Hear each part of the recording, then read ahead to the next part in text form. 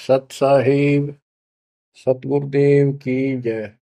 बंदी छोड़ कबीर साहिब जी की जय। बंदी छोड़ गरीबदास जी महाराज जी की जय। स्वामी राम देवानंद जी गुरु महाराज जी की जय हो।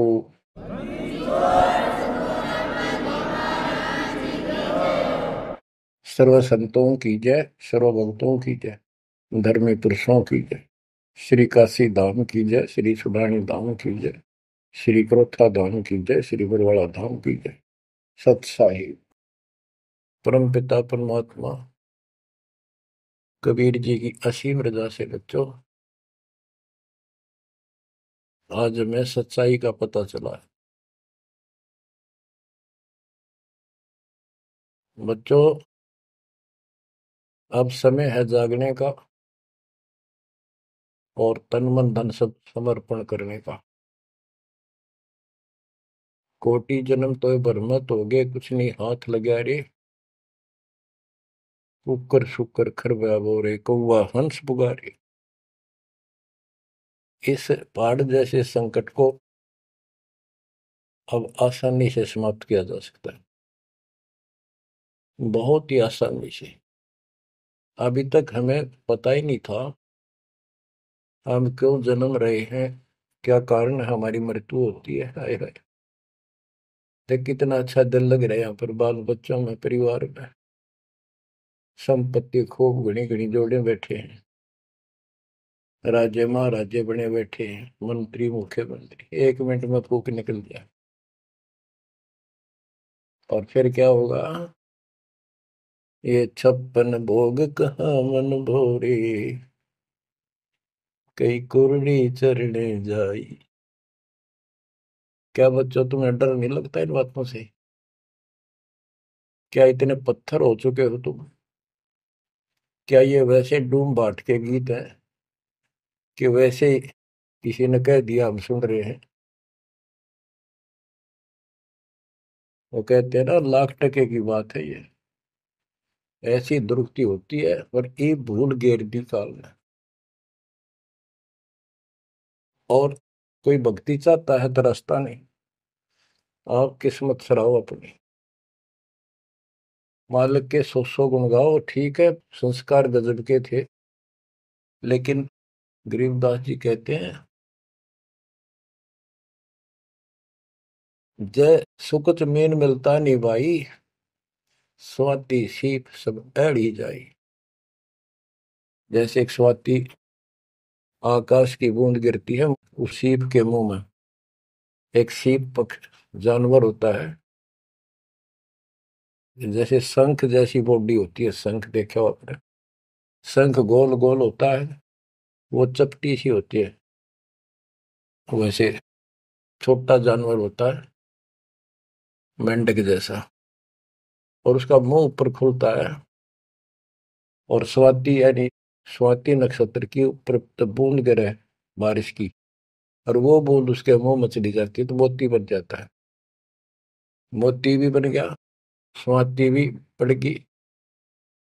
लेकिन सुकच मीन एक ऐसा छोटी सी, बिल्कुल पन्ने से मुंह की, वो जहाँ मोती बनता है सीप में, उसके ऊपर एक बांस का टुकड़ा परमात्मा की तरफ से सील लग जाती है। वो सुकच मीन उसमें टक्कर मारती है खाने के लिए, और वो पर्दा फट जाता है।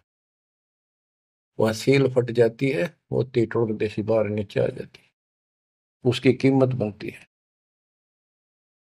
इसी प्रकार कहते हैं, सुकच मीन सतगुरु हो आया, जिन सतलोक का मर्म बताया।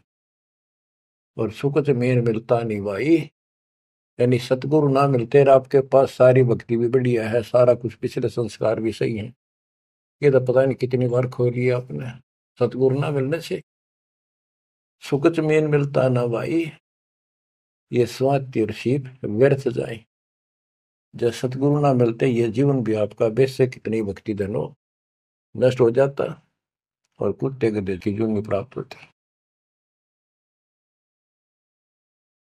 इस बात को संभाल लियो, ये बार बार कही जाती है, और दास तो आखिरी सांस तक भोगेगा, क्योंकि आदेश गुरुदेव का है। मानोगे तो दिखा दूंगा, यहां भी सुखी, परलोक सुहेला होगा। अब इसमें सबसे बड़ा धोखा ये नकली गुरु, नकली गलत साधना बता के हमारा जीवन बर्बाद कर रहे हैं। उसके ऊपर बंदी छोड़ के बेटे गरीबदास जी ने गजब का प्रकाश डाला, रह रहकर। पता नहीं कभी शब्दों के माध्यम से, कभी वाणी के माध्यम से, किसी अंग में रह रहकर चोट मार रखी आत्मा के ऊपर का ये अड़ंगा फोड़ने के लिए, अज्ञान झाड़ने के लिए। थोड़े ठोक रखे घन, मैल नहीं रहेगा आत्मा के ऊपर, अज्ञान अंधेरा नहीं रहेगा और पाप नहीं रहेंगे, क्योंकि मंत्र ऐसे गजब के। आप ध्यान से सुनते रहना और इन पर अमल करना, ध्यान देना। जो हम कहें करे जो कोई, मन धारे सो देखे, लक्षण योग लखावे निर्गुण बहुत धरे नहीं बेस है। यानी फिर जन्म नहीं होगा, जो हम कहें ऐसे करो। अब आपको चाणक्य के अंग से कुछ वाणी आपको सुनाते हैं। बच्चों, ये वाणी ऐसी परम शक्ति के मुख से उच्चरित है, जो परमात्मा के विशेष लाडले बच्चे थे, आत्मा थे, जिनको स्पेशल आके मिले परमात्मा और अपना लोक दिखाया, परलोक दिखाई, यहाँ के लोग दिखाए। उस महान आत्मा ने हमारे ऊपर परोपकार किया, उपकार किया।